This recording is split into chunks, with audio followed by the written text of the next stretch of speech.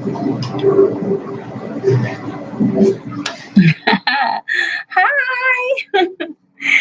Hello, everyone. Hello, spirit family and other worldly beings. I know you're out there. I'm so excited.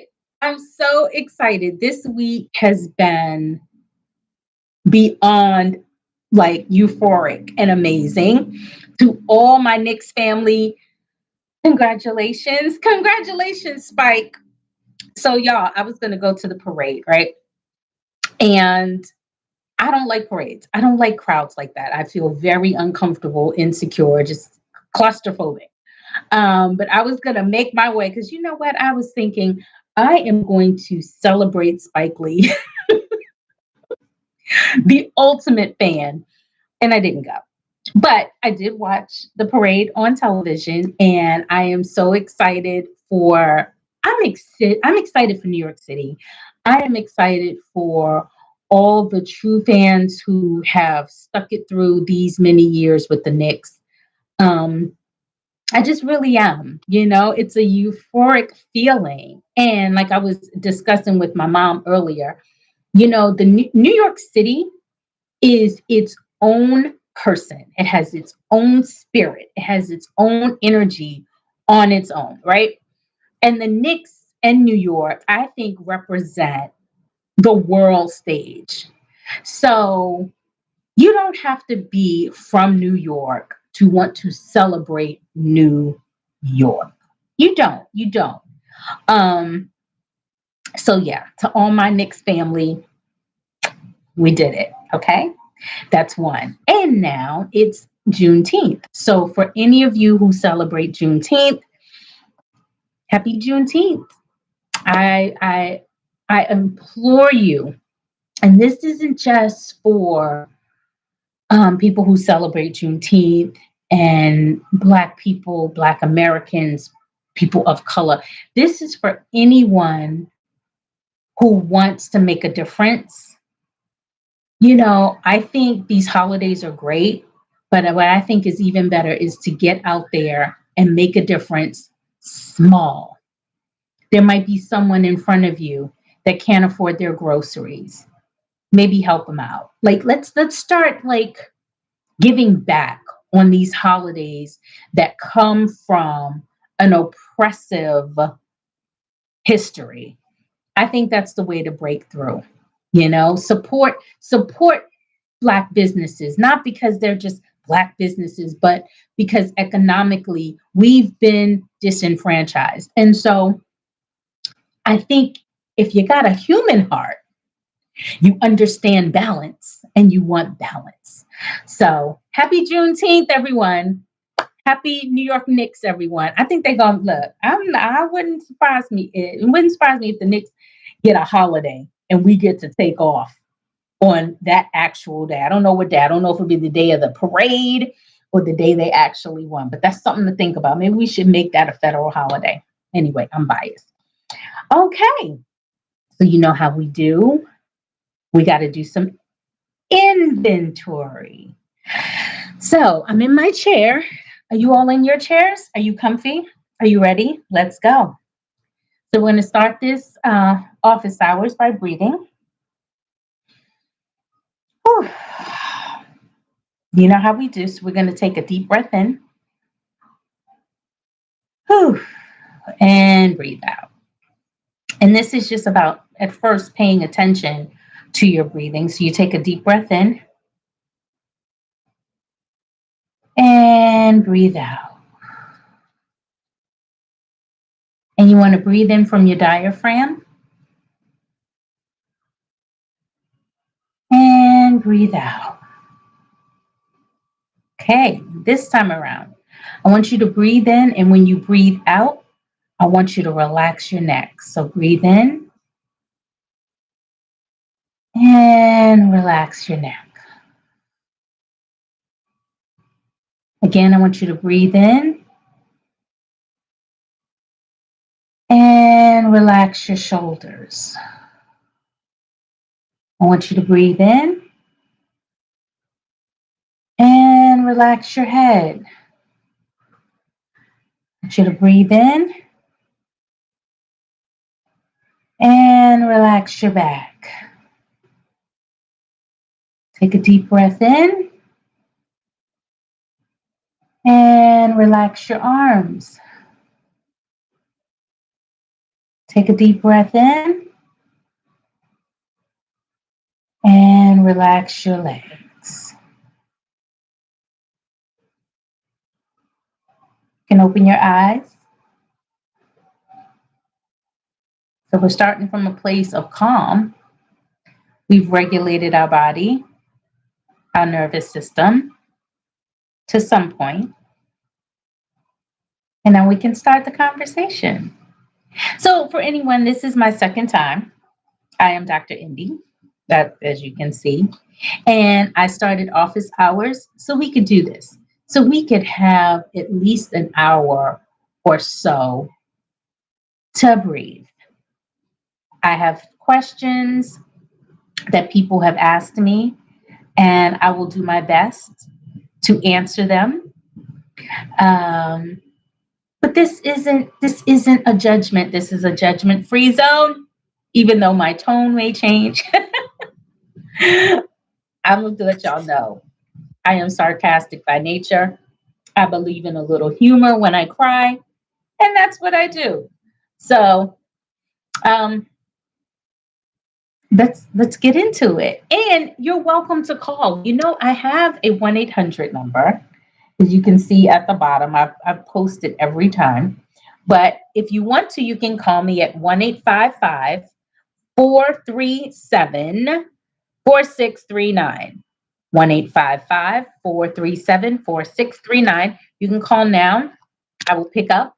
If you have any questions, you can ask me now. Life, love, relationships, you name it, lifestyle, career, you name it, you can ask me. And can't ask me about me, though. I won't ask any questions about me. But I'm here, and that's the live call-in number. If you don't feel comfortable talking live, you can always email me, or you can leave a message on my voicemail. Now, this is the thing. I checked my voicemail um, a day ago, and I showed where some people left messages, but for some reason they didn't come through. So I apologize to you all who have left messages and I haven't responded.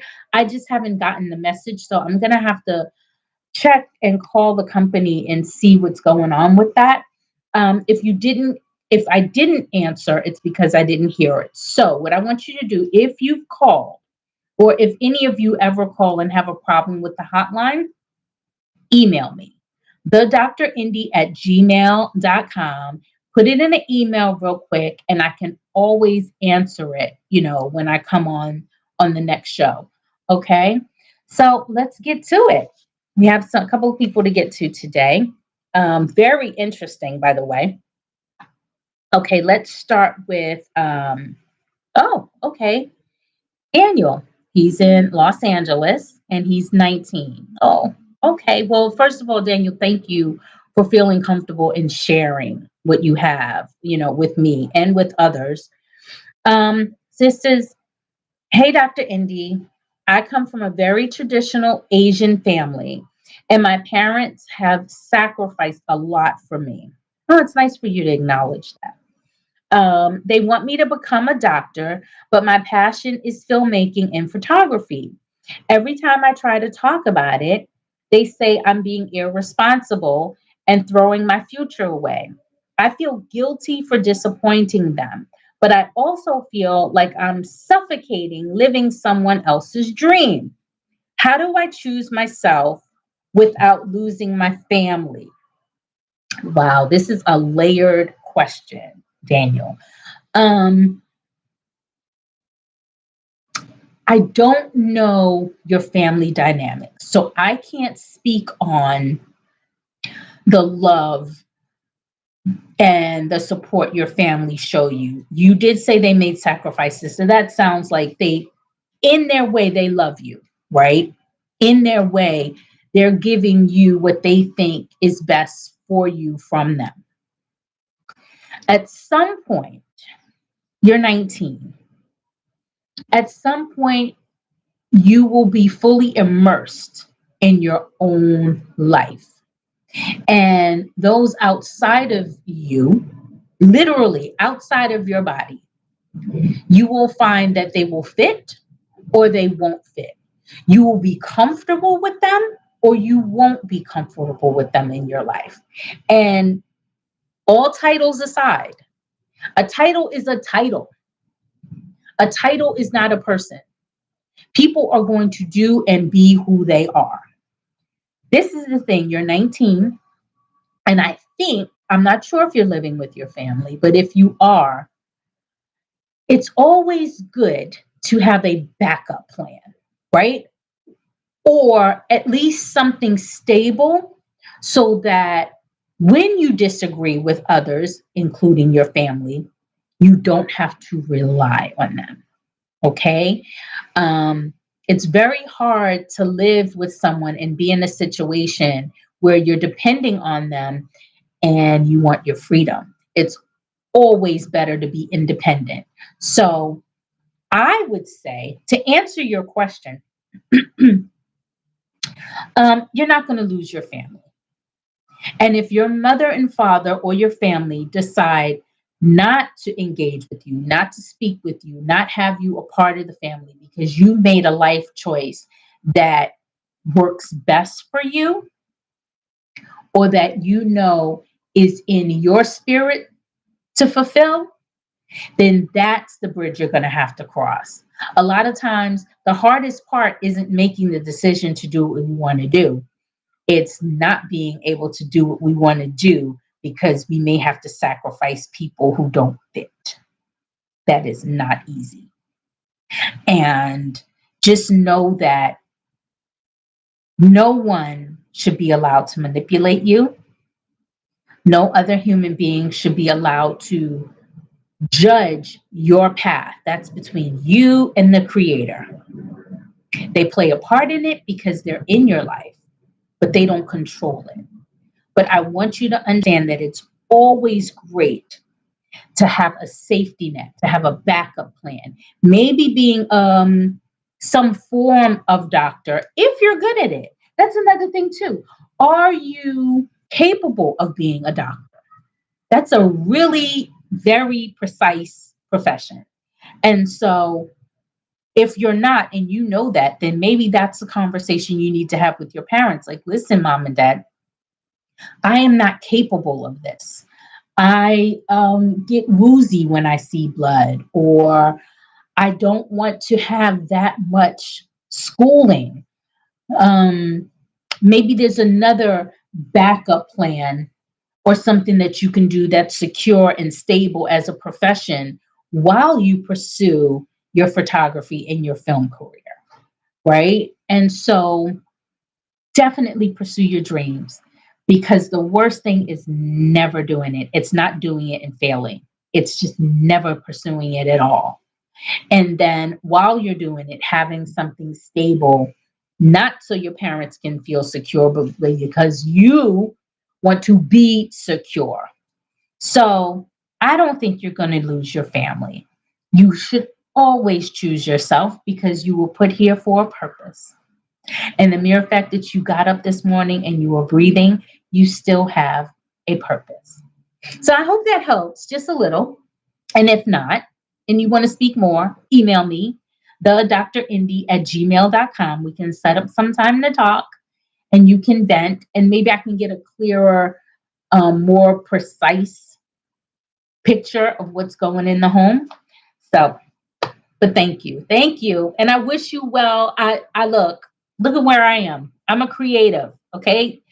I'm biased. I believe in being creative forever. If that's in your heart, you are going to die a creative. Once a creative, always a creative. Okay. So next we have Vanessa. She's 31, Miami. Okay, Miami. All right. I found out my boyfriend has, oh God. Hi, Dr. Indy. Oh dear. Where am I? Do I need tissue? I might cry. This might get too much. Anyway, safe space, right? Hi, Dr. Indy. I've been dating my boyfriend for 2 years, and I just found out through social media, oh, that he has a 7-year-old daughter he never told me about.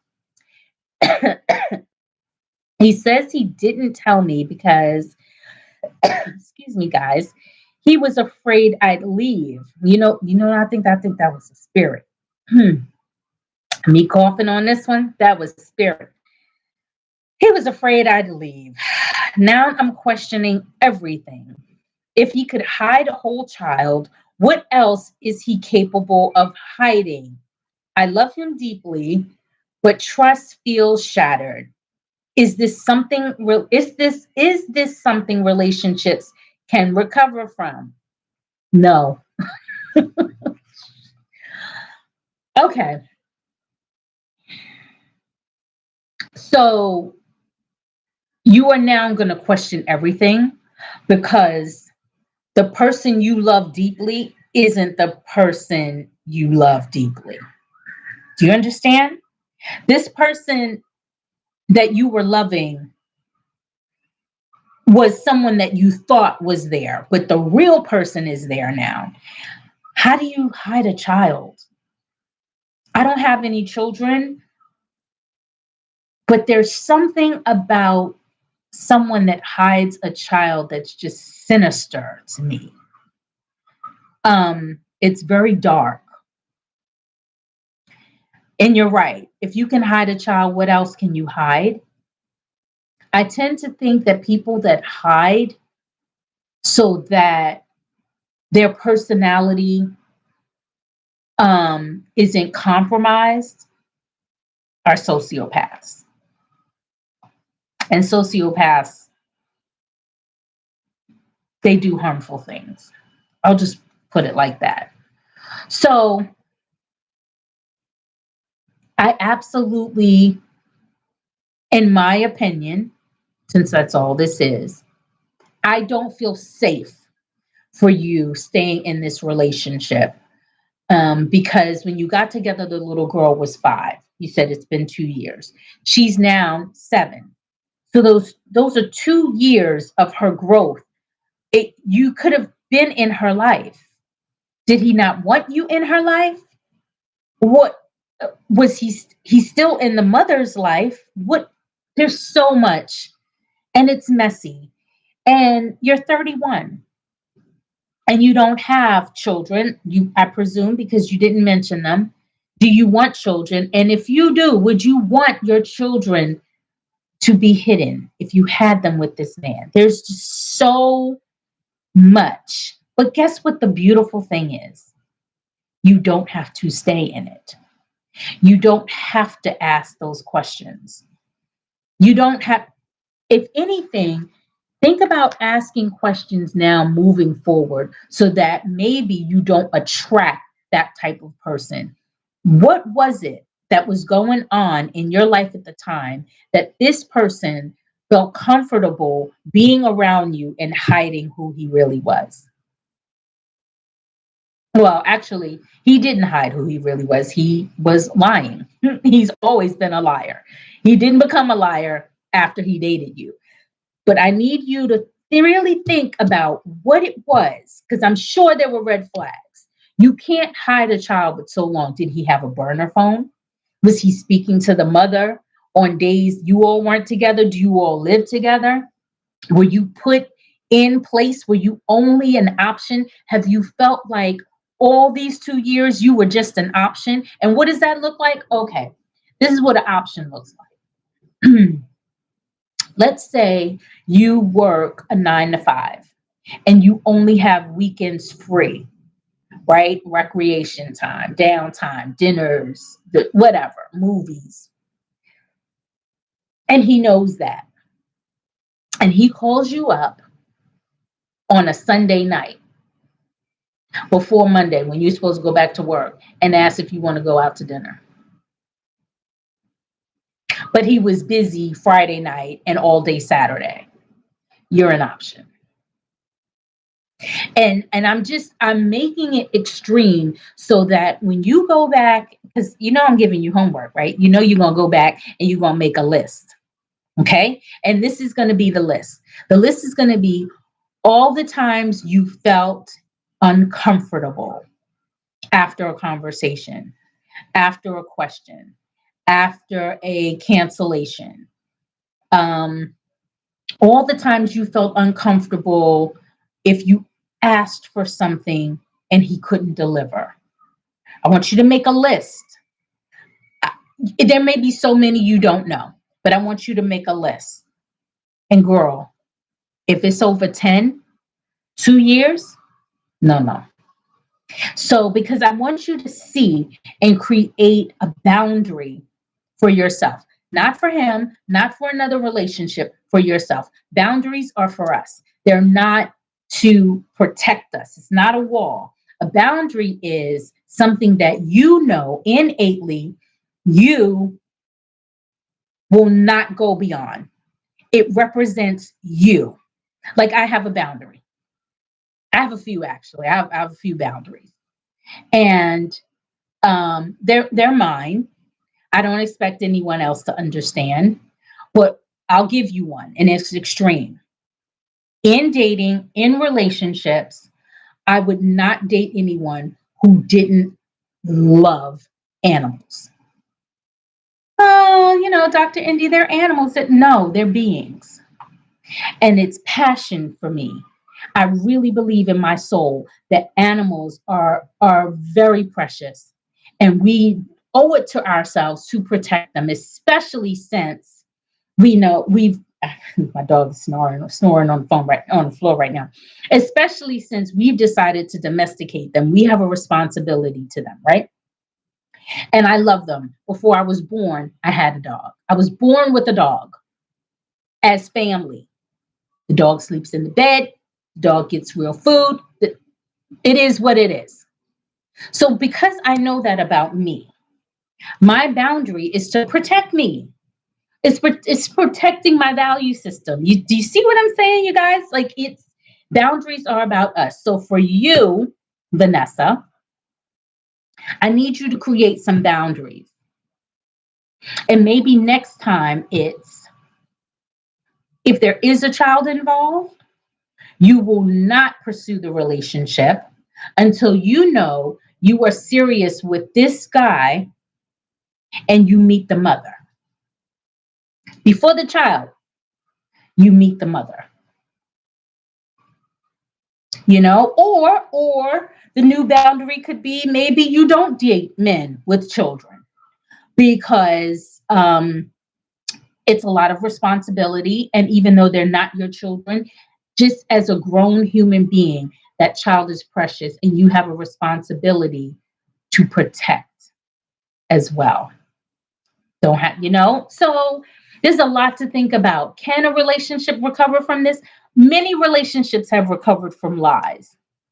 But for the mere fact that this is new, it's only been 2 years, and he hid her for 2 years, I don't think you want this relationship to recover. Is that what you really want? What do you love that is so deep about him lying? What has been his reaction to your reaction of the lie? That's something else I want you to think about. How has he responded to your disappointment, your pain, your insecurity now? How has he responded to that? If you need me to help you with your list, email me, okay? The drindy@gmail.com. Just write me a little email. Listen, Dr. Indy, you told me to write this list. What do I need on this list? I will help you. I really will. I will help you with the list. And again, let me, for those of you who are just tuning in, you got to go back and watch this. But if you don't, we're speaking to Vanessa, and she's in a relationship, and she was lied to for 2 years about a child. Her boyfriend has a 7-year-old daughter. At the time, the child was 5. And she's just finding out on social media. I was he not posting her before? There's a lot. There's a lot here. Are you following him and someone else posted? Was this a setup for it's no, this is really dangerous. I'm feeling sociopath and I don't like it. No, no, no, no. Okay, 1-855 437 4639. Again, 1-855 437 4639. Yes, I'm reading. I don't know my own number, y'all. If you want to call in live, you have any relationship questions, life questions, you want to chime in on Vanessa, don't. This is a judgment free. This is a safety space. But Vanessa, I wish you well, and you're more than welcome to reach out to me. Okay. All right. Let's get to number 3. Okay, Harold. He's 67 from Detroit. Okay, the D. I've never been to the D, but I hear y'all have beautiful homes. Okay, he says, "Good afternoon, Dr. Indy. I worked hard my entire life and finally retired last year. Congratulations. Everybody told me retirement would feel peaceful, but I honestly feel lost. Oh, my wife passed away 3 years ago. Oh, my condolences. My children are busy with their own families, and some days I sit in silence wondering what my purpose is now. I don't think people talk enough about loneliness in older men." Wow. Wow, you're right. You're right. I personally, being in the media space, have not seen enough content on men's emotional health and definitely not loneliness. That's a very vulnerable topic. I am not going to speak to that specifically because I'm not a man. I don't know what that experience is personally like, but I am a human being and I can speak to loneliness. Harold, we are not alone. We're not alone. Um, I believe loneliness is a concept and a perspective that is very personal to individuals, right? Um, I will say that I have compassion for your experience because I'm sure it's not easy when you have made plans to spend time with your life partner and they're no longer there. I really, I apologize for your pain. Um, you have to do something because you're still here. No, you don't have to work. Okay, you don't have to work. And this is, you know what? This is going to be personal for me. Please email me, thedrindy@gmail.com, because I have a couple of people I want you to speak to that would totally support a life plan for you now. They're great at this. I'm the emotional side, but I have professionals, close friends that work on just this. That's a sidebar. So, as far as loneliness, you have to do something because your life still, like I said before, as long as we're getting up and we're breathing, we're here, we have a purpose. Okay. And you're still here. You've retired, you've worked hard. Work looks different now. And it sounds like work may be working on you and what you want to do next. Or who is Harold without the job identified, right? How do you identify now? Without the job, without your beloved, without raising children, who are you? How are you going to show up in this new part of your life? And if it's hard and if it's a sad, that's fine. Accept it. You got 5 days to be unhappy. That sixth day, I got to see you do something. It's about doing something, not planning something, doing something. It could be joining a health club. It could be volunteering in a space for younger adult men, right? Mentoring. It could be travel. It could be maybe putting a group of men together to travel, right? So I'm sure you're not the only one. And although your question was male centered, I'm sure there are a lot of women that have also lost a loved one and wants com- community, companionship, not a relationship, nothing intimate, just companionship, right? So I think that your question is really valid, right? You sit in silence and you wonder, how about you sit with a group? Is there, oh, you hear my dog speaking? My dog is speaking to you. How about you sit with the group? Is there a group of men or women from your old job that you still keep in touch with, that you can talk to about how you're feeling? Are there a group of people that retired before you that you still keep in touch with? Do you have friends that you could possibly engage with about this? But I thank you for sharing this with me, because this is a great topic. Lenny has started a men's panel that he does. I think he's trying to do it like quarterly, and it's a men's panel. So this is a great topic to bring up for the panel. And I'm quite sure he'd be willing to engage with you and speak to you one on one about what you're going through.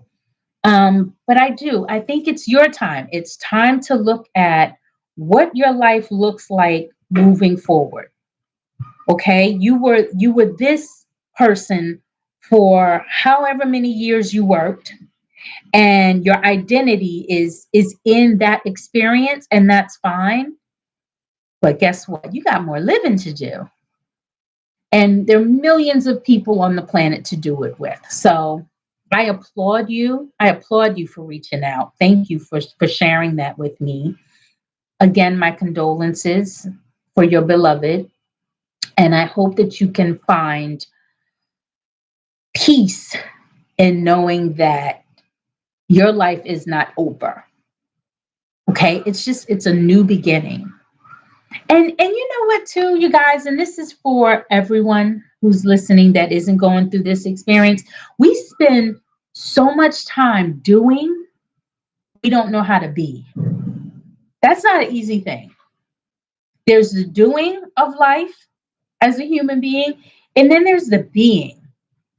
And sometimes just being still and being quiet and being alone in our thoughts, or being alone in a space, can be very uncomfortable. And we need to explore that. Why is that?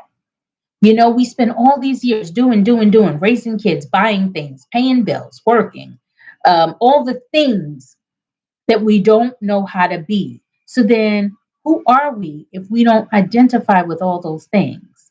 Who are we if we aren't a parent? Who are we if we aren't a sibling? Who are we? Who are we without the things? So I just wanted to mention that. But thank you. Thank you, Harold. Thank you, Vanessa. Thank you, Daniel, for contacting me. Thank you for trusting me. Thank you for being a part of office hours. And again, you can reach me. If you don't want to call in, that's fine. You can email me at the drindy@gmail.com. Send your questions, send your concerns. But if you do, I'm gonna put the number. The number is actually in my bio. If you look down, you can see the number, but it's 1-855-437-4639. Okay? Give me a call. Let me know what's going on. I wish you all the best. And before we leave, we do the inventory, right? Okay, you ready? Okay, let's go. Oh, so I want you to take a deep breath in and breathe out. And take a deep breath in. This time I want you to breathe out and relax your neck. Take a deep breath in. Breathe out and relax your shoulders. Take a deep breath in. Breathe out, relax your head.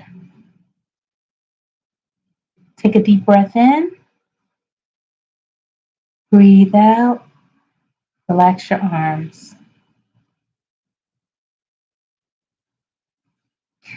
Have a wonderful weekend, everyone. Happy holidays to everyone.